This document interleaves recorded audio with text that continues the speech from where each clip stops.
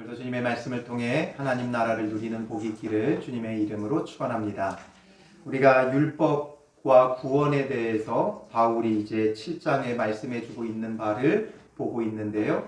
율법이 악한 것이 아니라 율법을 통해 우리가 죄를 깨닫는 거죠. 그래서 죄를 깨달아요. 율법은 본래 선한 것이에요. 하나님께서 주신 것이고 하나님으로부터 나오는 것이기 때문에 우리를 생명에 이르게 하는 참된 복이지만, 그게 우리 안에 다가왔을 때는 우리가 그 율법을 지켜 행할 수 없기 때문에 우리의 죄가 드러나게 되어져 있고 죄를 죄로 여기게 되어지는 거예요. 그리고 죄를 죄로 여기니까 우리가 이제 그 죄 가운데서 스스로 구원할 수가 없기에 구원자가 필요한 거예요. 죄의 진노 가운데서 우리는 스스로를 구원할 수 없어요. 율법의 모든 의를 내가 이루어갈 수가 없어요. 심지어 바울조차도 무엇 때문에 굉장히 고민하는 걸 보여줘요? 앞선 본문에서 탐심 때문에. 탐심이 그 안에 있는 거죠. 그러니까 이런 것들을 우리가 다 이룰 수 없어요. 그렇기 때문에 우리에게는 구원자가 필요한 거예요. 내가 나를 스스로 구원할 수가 없어요. 내가 정말 선하고 거룩하고 의로워서 구원받을 수 있는 자가 없어요. 율법은 그것을 우리로 하여금 가르쳐주고 깨닫게 해요. 그렇기 때문에 이것을 통해 우리는 구원자 예수 그리스도가 더욱 필요해지게 되어지는 것이죠. 그래서 율법 자체는 선한 것이고 우리 안에서 죄를 깨닫게 하는 역할을 한다. 이것을 바울은 밝혀주고 있고, 이제 오늘 본문에서 또한 그 율법이 우리에게 무슨 역할을 하느냐에 있어서 또 한 가지를 가르쳐줘요. 오늘 본문에서는 우리에게 어떻게 보면 정말 우리에게 피부로 와닿는 이야기를 바울은 해줍니다. 그게 무엇이냐면 신앙생활하면서 우리가 겪는 아주 심각한 문제 중에 하나가 뭐냐면 성도의 내적 갈등이에요. 내가 예수 그리스도를 믿음으로 의롭다함을 얻었는데 여전히 죄의 문제가 내 안에서 끊어지지 않는다는 거예요. 그런 것에 대한 심각한 내적 갈등 속에 심지어 바울은 자기 자신에 대해서 뭐라고 말해요? 24절에 오호라 나는 곤고한 사람이로다 말하죠. 너무 심각한 내적 갈등이 있다라는 거죠. 어떤 내적 갈등이에요? 14절에 보면 우리가 율법은 신령한 줄 알거니와 나는 육신에 속하여 죄 아래에 팔렸도다 말하죠. 율법은 신령해요. 율법은 본래 선한 것이고 거룩하다. 앞에서 바울이 말했죠. 율법은 신령해요. 그런데 문제는 뭐예요? 나는 육신에 속해 있다는 거예요. 신령하다라는 것과 육신이라는 건 반대되는 개념이에요. 그래서 신령한으로 번역한 이 말은 엄밀히 말하면 영적인, 영에 속한 이런 뜻이에요. 푸뉴마티코스라는 말인데 푸뉴마라는 말 자체가 영혼이라는 뜻이에요. 그러니까 영혼에서 온 말이에요. 그러니까 영에 속한, 영적인. 그러니까 율법은 영적인 것이라는 거예요. 그리고 문제는 나는 육신에 속하여 있기 때문에 죄 아래에 팔려버렸다. 이게 무슨 말이냐 하면 육신에 속하였다라는 건 영적인 것에 반대되는 개념이 육에 속한 거죠. 그러니까 지금 바울은 자기가 하나님과 영이 단절되어져서 하나님과 영이 아니라 육신에만 속해 있다는 거예요. 육도 있고 영도 있어야 되는데 우리의 존재가 영적으로 죽었기 때문에 하나님으로부터 오는 참된 생명이 단절되고 하나님으로부터 오는 모든 영적인 것이 단절되고 육신에 속하면서 우리가 죄 아래 팔렸었다라는 거죠. 그래서 죄에 팔렸다 이 개념은 이 당시에는 노예 매매가 있었잖아요. 그러니까 인신 매매가 있었어요. 그렇기 때문에 이 팔린다라는 개념은 우리가 종으로 팔렸다라는 거예요. 그래서 죄의 종이 됐고 죄의 노예가 됐었기 때문에 이 죄로부터 스스로 벗어날 수가 없는 거죠. 스스로 벗어날 수가 없고 그런 가운데서 예수 그리스도를 믿음으로 우리가 의롭다함을 입은 것은 어떤 의미가 있느냐? 죄가 우리 안에서 완전히 사라졌다는 개념이 아니라 죄의 진노에서 벗어났다 이 개념이에요. 죄의 심판 가운데서 벗어났다는 거죠. 그래서 이것을 신학자들은 어떻게 말하냐면 죄의 대가는 그리스도께서 십자가의 그 보혈의 피값으로 지불하시고 우리를 속량하셨다. 그러니까 죄의 대가는 지불되어졌는데 여전히 우리 안에는 뭐가 있는 거예요? 죄의 오염이 남아 있는 거죠. 그러니까 우리가 예수 그리스도를 믿음으로 의롭다함을 얻는 건 의롭다고 하나님께서 인정해 주시는 거지 아주 무흠, 무결, 무죄한 자가 돼버렸다라는 게 아니라는 거예요. 하나님께서 예수 그리스도께서 십자가에서 우리가 치러야 될 그 죄의 벌을, 죄의 대가를 다 감당하고 지불해 주셨기 때문에 이제 의롭다고 우리를 인정해 주시는 거예요. 죄에 대한 대가를 치르지 않아도 되게 했을 뿐이지 우리 안에는 여전히 죄의 잔재와 죄의 오염이 남아 있어요. 그래서 예수 믿는 사람들은 의롭다함을 얻어서 신앙생활을 하는 거죠. 그 신앙생활을 뭐라 그래요? 성화. 성도들이 거룩하게 영화롭게 변화되어져 가는 과정이 바로 성화라고 부르는 거예요. 그래서 우리는 거룩하게 살아가야 돼요. 그 거룩하게 살아가는 데 있어서 매우 중요한 게 무엇이냐? 하나님의 율법의 기준이죠. 그래서 지금 율법과 구원과의 관계를 바울이 설명하는데 이게 굉장히 신학적인 주제다 보니까 조금 어려울 수는 있지만 저는 오늘 이걸 보면서 뭘 깨달았냐면 복음 이전과 이후의 율법의 역할은 어떻게 다르냐면 복음 이전의 율법은 죄를 깨닫게 했죠. 그런데 복음을 우리가 받아들이고 예수 그리스도를 믿고 의롭다함을 얻은 우리에게 이제 율법은 무슨 역할을 하느냐? 우리에게 참된 의가 무엇인지를 깨닫게 하는 거예요. 이전에는 율법이 우리로 하여금 죄를 깨닫게 했다면 이제 예수 그리스도를 믿고 복음이 우리 안에 있을 때부터는 이제 이 율법을 통해 참된 의가 무엇인지를 깨닫게 하고 그래서 성령의 인도하심 속에 영의 새로운 것으로 우리가 이제 참된 의를 누리는 신앙생활을 하는 거예요. 그래서 우리에게 말씀이 필요한 것이고 율법이 필요한 거예요. 우리가 율법과 말씀을 통해 구원받는 게 아니라 예수 그리스도로 의롭다함을 얻고 구원받았기 때문에 이제 구원받은 자로서 의롭게 살기 위해 율법도 필요하고 말씀도 필요한 거예요. 그런데 문제는 뭐냐면 그래서 이제 예수를 믿고 나니까 말씀대로 살고 싶어요. 그렇죠?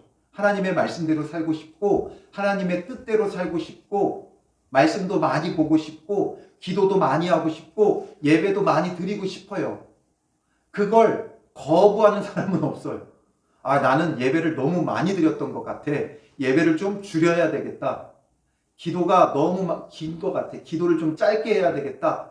이런 사람들은 없어요. 대부분 기도가 부족하다 여기고 말씀 보는 게 부족하다고 여겨요. 그래서 마음에서는 다들 말씀 보고 싶고 기도하고 싶고 예배하고 싶어요. 그런데 희한하게 하려면 또 그게 힘들어요. 쉽지가 않아요. 막상 또 기도하려고 하면 또 기도하기가 쉽지 않고 말씀 보려고 하면 또 쉽지가 않고 마음과 행동이 따로 노는 이런 일을 우리가 경험하게 되죠. 그걸 이제 바울은 뭐라고 표현하는지를 한번 보세요. 15절에 내가 행하는 것을 내가 알지 못하노니 말하죠. 내가 행하는 것을 내가 알지 못하겠다. 그러니까 도저히 이해되지 않는 자신의 그 모순된 행위에 대한 표현이에요.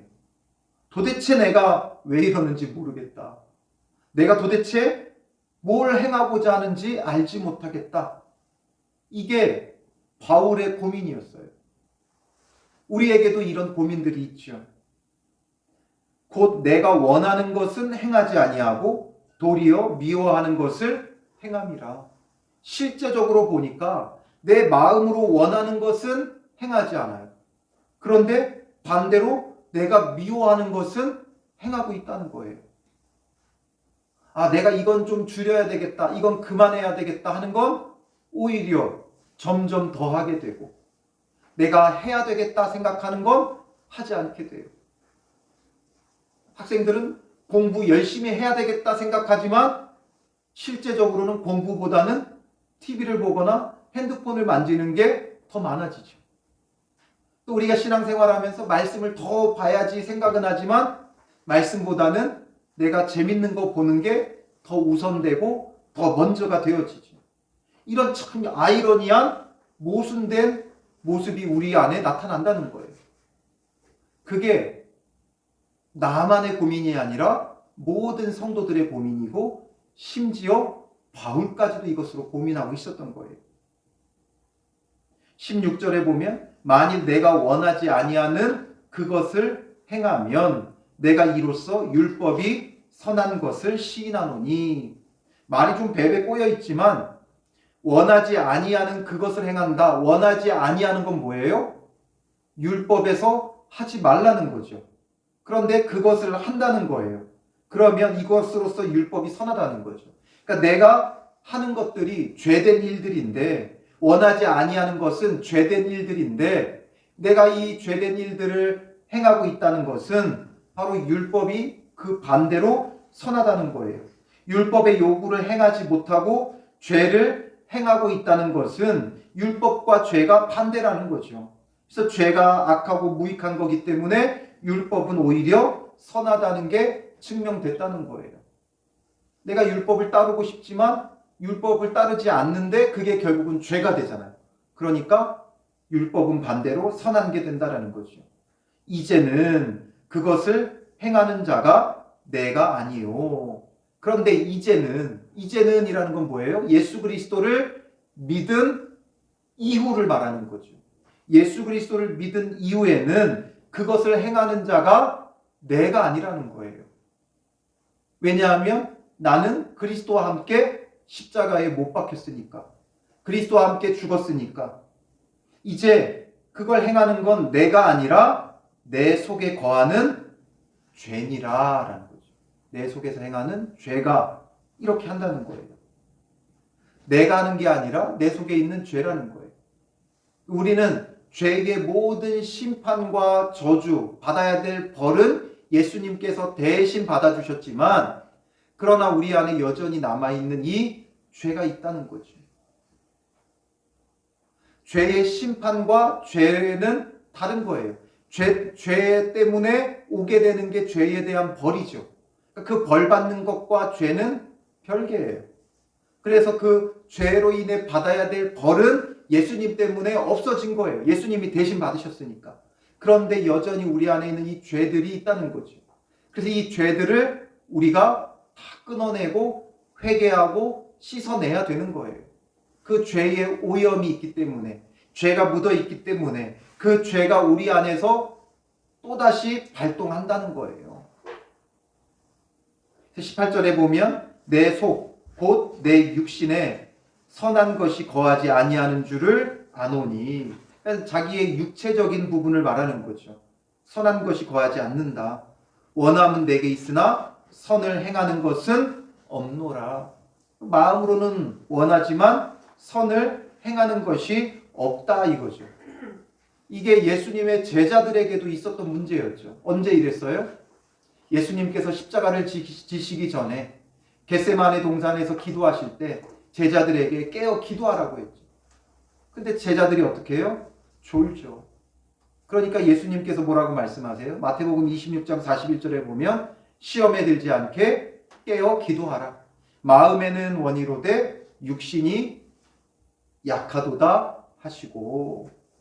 마음으로는 기도하고 싶어요. 그런데 육신이 약해서 자꾸만 잠이 드는 거예요. 육체의 그 욕구에 번번이 넘어지고 쓰러지는 거예요. 왜냐하면 우리 안에 죄의 오염은 남아있으니까. 죄의 대가는 치러졌지만 죄의 오염이 남아있기 때문에 자꾸만 이 육신에 대한 부분들이 넘어지고 쓰러지게 하는 거죠. 그래서 19절에 내가 원하는 바 선은 행하지 아니하고 도리어 원하지 아니하는 바 악을 행하는도다. 참 아이러니하죠. 마음으로 원하는 대로 살아가고 행동할 것 같지만 우리는 마음으로 원하는 것보다 본능적으로 육신에 이끌리고 있다는 거예요. 그래서 예수 그리스도를 믿고 의롭다함을 얻은 자에게 예수님께서 선물로 주시는 게 뭐예요? 성령이죠. 그래서 성령이 우리 안에서 이끌어 주시고 또 우리는 성령에게 나 자신을 온전히 내어드리고 맡기지 않으면 자꾸만 이 육신에 넘어질 수밖에 없는 거예요. 육체적인 욕구를 따라갈 수밖에 없는 거예요. 좀 더 눕자, 좀 더 자자 이렇게 되어지는 거죠. 만일 내가 원하지 아니하는 그것을 하면 이를 행하는 자는 내가 아니요 내 속에 거하는 죄니라. 이건 우리 안에 남아있는 죄의 문제라는 거예요. 내가 이렇게 이끌어가는 게 아니라 내 안에 있는 죄가 이끌어간다는 거죠. 그러므로 내가 한 법을 깨달았노니. 그래서 바울은 이제 깨달은 바가 있는 거예요. 무엇을 깨달은 거예요? 곧 선을 행하기 원하는 나에게 악이 함께 있는 것이로다. 두 가지가 우리 안에 공존하고 있다는 거죠. 예수님 때문에 의롭다함을 받는 건 죄에 대한 그 벌이 해결되어진 거예요. 죄에 대한 벌은 해결됐지만 여전히 우리 안에 묻어있는 죄의 오염과 또 선을 행하기 원하는 성령이 주시는 나의 이 원함과 마음들, 양심에 대한 이 문제들이 이 두 가지가 함께 공존한다는 거예요. 그래서 22절에 내 속사람으로는 하나님의 법을 즐거워하되 주님 안에서 새롭게 되어진 주님 안에서 정말 살아난 나의 영은 하나님의 법을 즐거워해요. 그런데 내 지체 속에서 내 육신 가운데서 한 다른 법이 내 마음의 법과 싸워 내 지체 속에 있는 죄의 법으로 나를 사로잡는 것을 보는도다. 이 두 가지가 내 안에 공존하며 싸우는데 번번이 뭐가 나를 사로잡는다는 거예요? 이 죄의 법이 나를 사로잡아 버린다 이거예요. 번번이 넘어지고 번번이 쓰러진다는 거예요. 야, 바울 같은 사람도 이렇게 이 두 가지 마음이 싸우며 넘어지고 쓰러지기도 하는 거예요.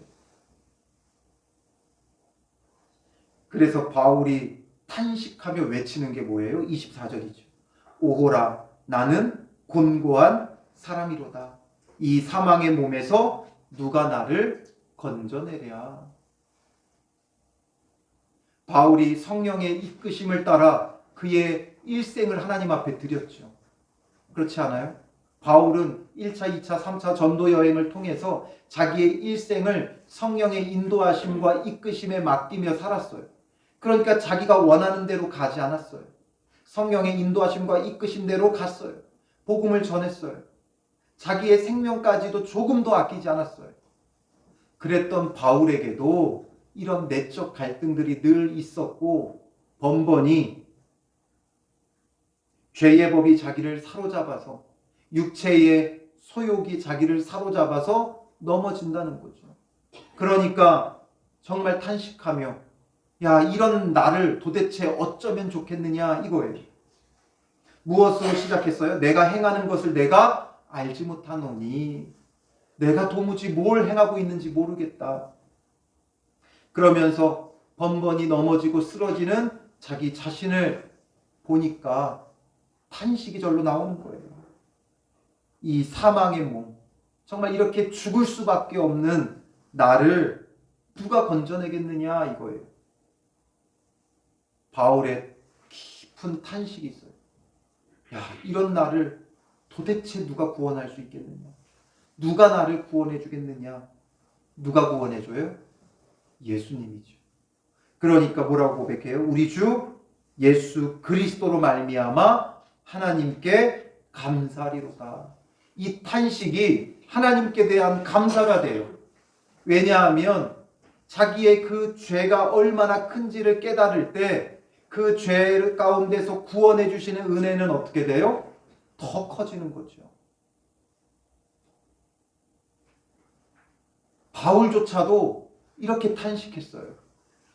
율법을 통해 말씀을 통해 자기가 얼마나 구원받을 수 없는 존재인가를 탄식하니까 예수 그리스도의 그 구원의 은혜가 어떻게 돼요? 너무나 커져버리는 거죠. 그 십자가 구원의 은혜가 점점 더 높아져 가요. 점점 더 커져만 가요. 그걸 어떻게 요한복음에서는 표현했다고요? 은혜 위에 은혜로라.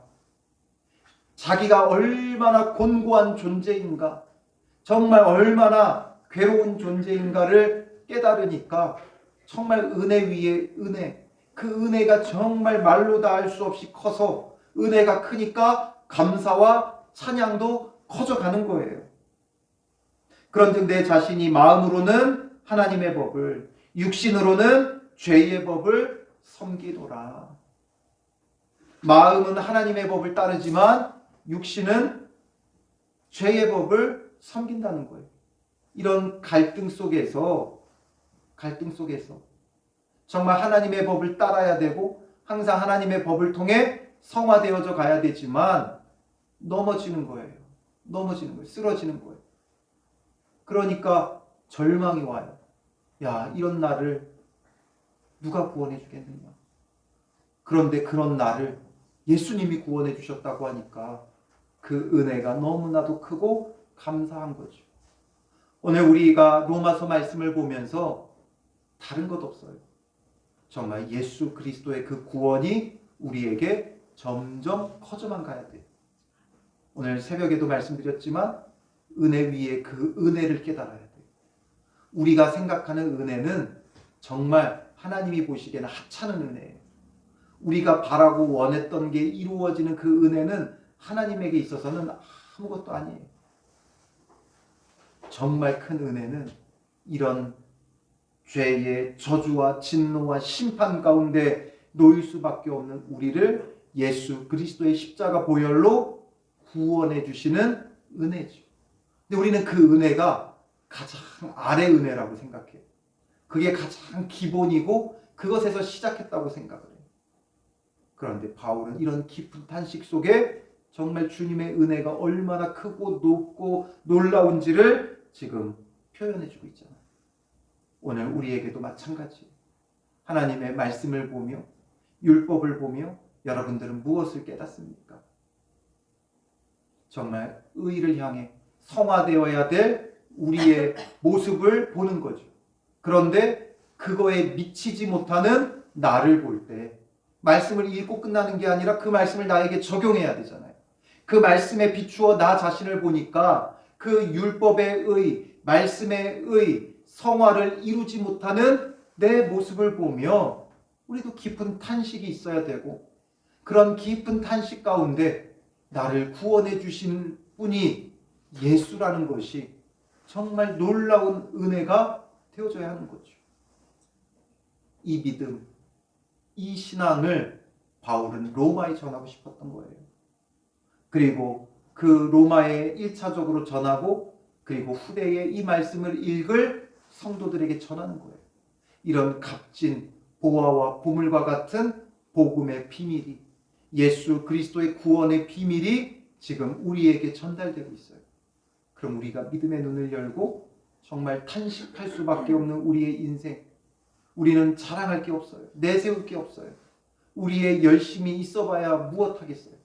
여전히 변화되지 못하는 우리의 마음과 욕심과 정욕에 넘어지고 쓰러지는 우리의 이 모습을 깊이 탄식하며 정말 예수 그리스도만이 나의 구원이시다라는 것을 바라봐 그 구원의 은혜가 커져가야 되고, 그렇다고 이게 또 반복되면 안 되죠.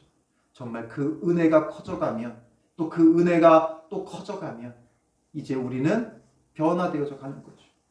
그런 육신의 연약함 속에서 조금씩 변화되어져 가며 성화되어져 가는 회개와 돌이킴이 이제 은혜가 클수록 나타나는 거예요. 누가 나에게 은혜를 베풀어 주면 그 사람에 대해서는 어떻게 하게 돼 있어요? 선대하게 되어 있고 그 사람의 말에는 귀 기울이게 되어 있어요. 그 사람의 부탁은 절대 거절하지 못해요. 주님의 그 구원의 은혜가 있는데 주님의 그 부탁을 거절하면 안 되죠. 지금 내 모습으로 탄식하며 구원의 은혜를 점점 더 깨달으면 깨달을수록 이제 우리는 육신의 법이 아니라 마음의 법, 성령의 법이 우리를 이끌게 되죠. 율법과 구원과의 관계를 또 너무나 잘 설명한 성경이 어디냐면 갈라디아서예요. 그래서 갈라디아서 5장 16절부터 22절에도 바울은 이것을 말해요. 그 가운데 갈라디아서 5장 17절만 한번 같이 읽어볼까요? 육체의 소욕은 성령을 거스르고 성령은 육체를 거스르다니 이 둘이 서로 대적함으로 너희가 원하는 것을 하지 못하게 하려 함이니라. 육체의 이 소욕과 성령이 늘 부딪히는 거예요. 우리 안에서. 믿는 자들에게는 이런 일이 있어요. 근데 우리가 얼마나 성령에게 우리 자신을 내어주느냐 이 문제죠. 우리는 자꾸만 번번이 죄에게 우리 자신을 내어주죠. 육체의 소욕에 내어주는 거예요. 이런 연약한 존재를 위해서도 예수님은 십자가를 지신 거예요. 그러니 그 은혜가 얼마나 커요 우리에게. 그리고 그 은혜 받은 우리는 이제 더 이상 육체의 소욕이 아닌 성령을 따르기를 힘쓰며 그 성령을 따르며 성화되어져 가는 믿음의 사람이 되어져야 하는 것이죠. 이제 우리가 이 말씀을 붙잡고 함께 기도하며 나아갈 때 정말 예수님의 그 십자가 구원의 은혜가 우리 가운데 커져가게 하여 주시옵소서. 은혜 위에 은혜를 알게 하옵소서. 마음으로 원하는 것을 따르지 않고 하나님의 법을 따르지 않고 육신의 법을 따르고 육체의 소욕을 따르는 이 곤고한 존재를 구원하시는 예수님의 그 은혜가 우리 안에 커져만 가게 하시고 그 은혜를 깨닫고 그 은혜 속에 하나님 앞에 감사하고 찬양하며 이제는 성령의 이끄심을 받는 자가 되게 하여 주셔서 정말 참된 것을 주님 앞에 구하게 하옵소서. 우리는 우리가 구하는 것을 알지 못해요. 무엇을 구해야 할 바도 알지 못해요. 그러니 주님 안에서 참된 은혜를 알고 참된 것을 구하는 믿음의 사람 되게 하옵소서. 같이 기도하며 나아가겠습니다. 우리 우물가의 여인처럼 찬양으로 고백하고요.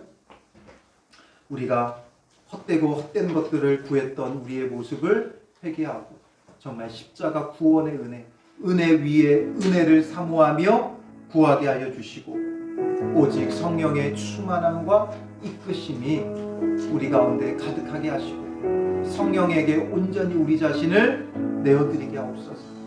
그동안 육체의 소욕을 따르며 번번이 넘어지고 곤고한 우리의 모습을 주님 긍휼히 여겨주시고 씻어주셔서 이제는 참된 것 주님 안에서 마땅히 우리가 빌 바를 알게 하시고 주님 앞에서 참된 것을 구하며 기도하며 나아가게 하옵소서. 기도해 주시고요.